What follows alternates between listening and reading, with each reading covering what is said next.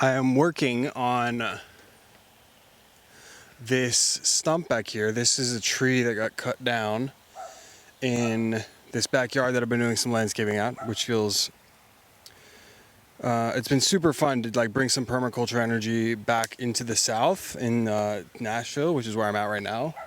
And this tree got cut down about 1.5 years ago from a snowstorm, or I don't even know, a snowstorm. It was just like the branch from this tree over here, back behind me, was old. It fell and it took this whole tree out. And when the city came through and dealt with the debris, they left this stump here, and they haven't been back to clean it up. It was going to be stupid, annoying, expensive to come deal with it. So I basically had just been burning it down, letting the ashes go back into the earth, obviously. And we're going to turn it into kind of a little flower garden slash patio slash place to sit. This is a city park behind this house, and it'd be a great place to have a chair to come hang out and enjoy the sunrise, enjoy the sunset, enjoy a picnic. So we're going to kind of level this dirt out a little bit. There's a little bit of a slope here. Level it out, feed into the dirt, give us some nutrients, and then turn it into a little bit of more of a garden piece. I've been working this whole back area, which is a wild no man's land right now, and turning it into kind of just putting some features in to add to it a little bit. And so that's what this fire is behind me. And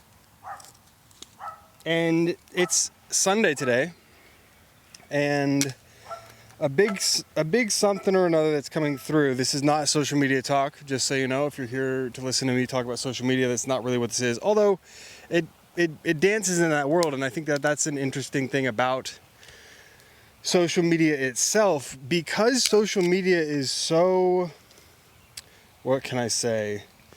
Because it's so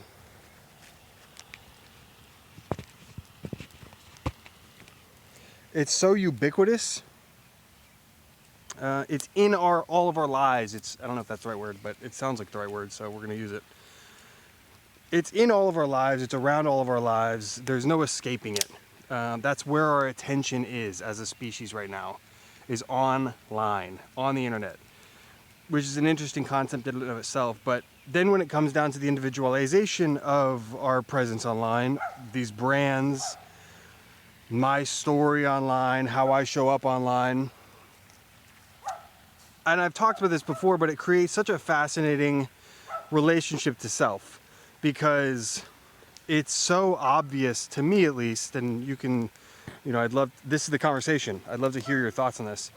It's so obvious to me how we're walking this dance, and we're walking this line of our ego and our spirit. Are you in presence?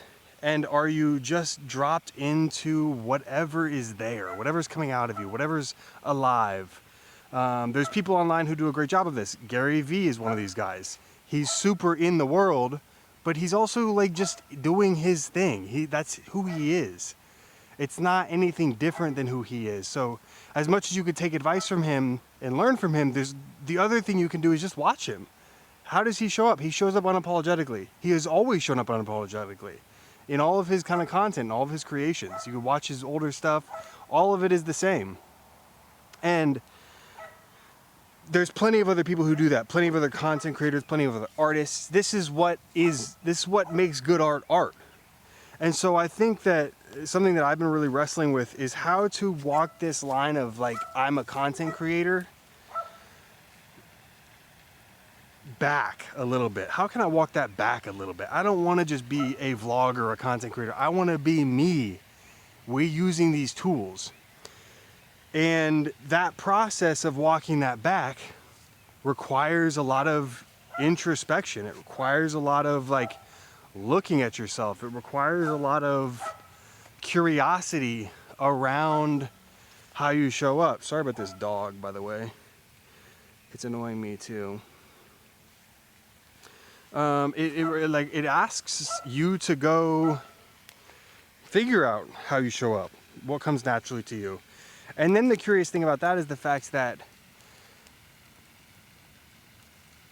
we're in this stage of evolution right now where it's like, do we really know who we are?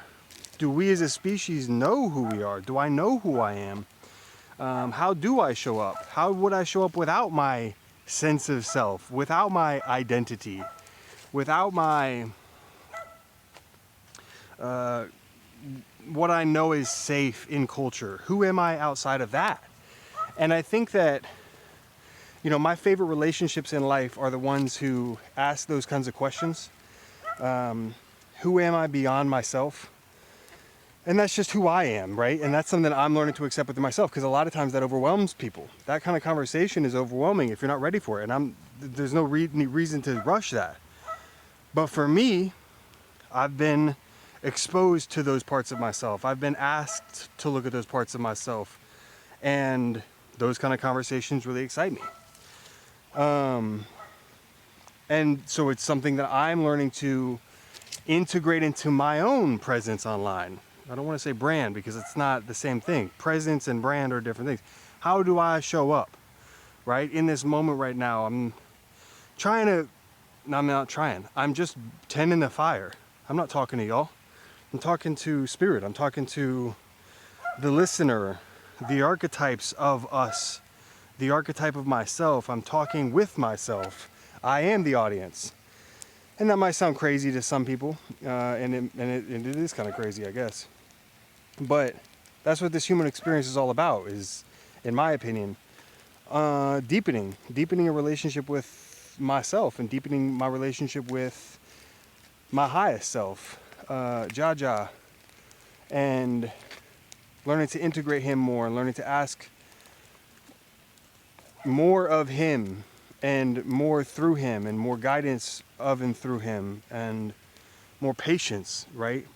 And so it's like, how do I use my social media presence? How do I use my brand? How do I use this platform of being online, this tool of the online space, to deepen within my spirit, to deepen within my meditation, to deepen within my process of myself?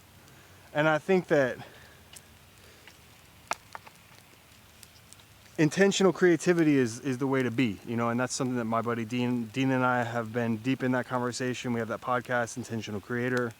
We're looking to get back into that podcast, but the link's below if you want to check that out.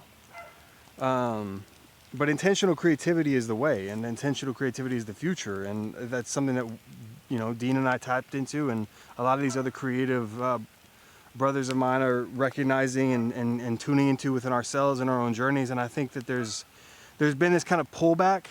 The content creation bubble blew up, and everybody got like this huge amount of dopamine of like, whoa, this is a cool new thing we could do. And then COVID hit, and there's been some kind of like step back. What is going on? Global stuff, political stuff. We've all been kind of just observing accidentally, because this life, the pressure has gotten bigger. But now I can feel that there's this kind of integration happening. People are, well, I'll speak for myself. I've been integrating what I've been learning about our government and where society's at large, and actually being able to put into place where the pieces are, and actually understand what game we're in now. And now I feel like a much more grounded way of approaching the conversation. It's not coming from a place of like grasping at attention. It's coming from a place of like groundedness within myself. And I've got so much to learn. I've got so much to grow in. I've got so much to step back into within myself. Like, there's a lot that I'm excited to be human with, to grow with, to take my time with, to be back in the seasons of, right? I'm really thinking about my life as a plant.